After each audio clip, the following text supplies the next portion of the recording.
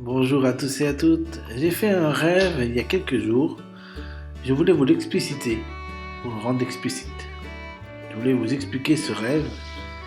C'était un rêve où je connectais ma puissance avec la puissance de la Lune pour que Saint Seiya, c'est un peu bizarre ce rêve, envoie des météores de Pégase à toute la planète, à tous les gens de la planète, pour donner des vibrations selon la puissance de la Lune, c'est-à-dire la puissance de Marie, puisque la Lune symbolise Marie dans la religion chrétienne, ou je sais pas quelle religion, je ne sais rien. Ça symbolise la force féminine, la Lune. Donc en se connectant à la force de la Lune, Pégase envoie des météores de Pégase à tout le monde, avec la force de la douceur, en fait, la force tranquille. Et ça fait vibrer tout le monde, et tout le monde avait ensuite une correction de leurs paroles, qui venait juste de dire une minute avant. Par exemple, s'ils avaient des insultes ou des trucs comme ça, il y avait une correction des paroles qu'ils avaient écrites sur un tableau, que s'ils avaient fait des erreurs et que Jésus les avait corrigées. Jésus étant symbole de Saint Seiya, qui envoie des météores de Pégase à toute la planète pour faire vibrer les gens méchants plus que les gens gentils, parce que les gens méchants ont besoin de plus de force de vibration, parce qu'ils ont un plus fort ego. Si je vais vous faire une image, j'ai pas de stylo là, mais en gros, si j'ai un stylo, attendez. En gros, j'ai un Kleenex, ça va peut-être suffire. Qu'est-ce que je voulais écrire? Ouais, il y a un tapis. Ouais, j'arrive pas à écrire, c'est pas grave. Imaginez qu'il y a un tapis. Vous voulez le secouer, le tapis. Il y aura des vibrations, vous voyez? Imaginez que ces vibrations, c'est les vibrations de la nature. Une vibration divine. Si tout le monde vibrait de manière naturelle, il y aurait une vibration naturelle en phase, et tout le monde s'amplifierait leur énergie, et tout le monde irait de mieux en mieux dans la vie. Maintenant, imaginez qu'il y a une pierre assez lourde au milieu du tapis.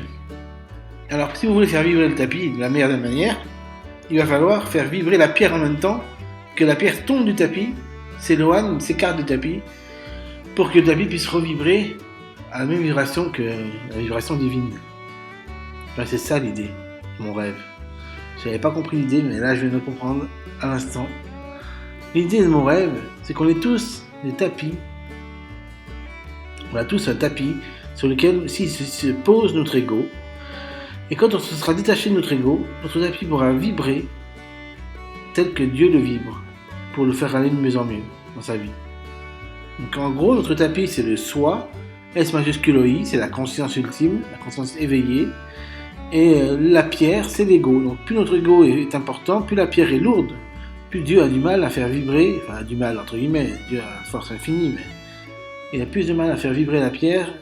Donc ça veut dire qu'on a besoin de plus de se choper des vibrations électriques, entre guillemets, des vibrations électromagnétiques, pour redevenir bien. Donc imaginons que le monde devrait être recalibré pour entrer dans un paradis terrestre. Ça pourrait arriver, imaginons que ce soit dans l'apocalypse. Eh ben, ce serait une force tranquille, à mon avis, qui nous ferait tous vibrer de manière autant virulente que notre ego. Et ensuite, une fois que notre ego serait parti, cette vibration ultra importante, eh bien là, on prendrait conscience de nos erreurs, et donc on ne les ferait plus jamais. On serait libéré, on serait dans le paradis terrestre avant la chute d'Adam et Ève. Donc, ça veut dire quoi? Ça veut dire qu'il y a un espoir pour la vérité, pour la réalité dans laquelle nous vivons. Il y a un espoir pour l'humanité. Cet espoir, c'est que Jésus se connecte à la force douce et nous libère par sa vibration cosmique. Mais pour ça, il faut faciliter cette vibration cosmique. Pour cela, il faut que nous diminuions notre ego, tous dans l'humanité, qu'il y ait un certain nombre de personnes qui le fassent pour que ce soit plus facile pour les autres de s'en libérer. Parce que plus il y aura de gens qui se libéreront de leur ego, plus il y aura des gens qui pourront libérer d'autres personnes de leur ego. Et plus nos vibrations pourront vibrer sans cette pierre très lourde, et la pierre sera allégée très rapidement par Dieu, qui nous fera un allègement de notre tapis intérieur, c'est-à-dire notre conscience intérieure. Donc la conscience individuelle que l'on a actuellement, c'est la conscience d'avoir une pierre, c'est la conscience ultime de Dieu. Cette pierre étant notre ego. L'ego, c'est quoi? C'est l'identification au moi. Par exemple, on se dit, je suis moi, je suis David, je fais 1m64, j'ai un certain poids, j'ai des os, J'ai des traces sur ma peau, des boutons, ce qu'on veut. Ça, c'est l'identification à moi-même.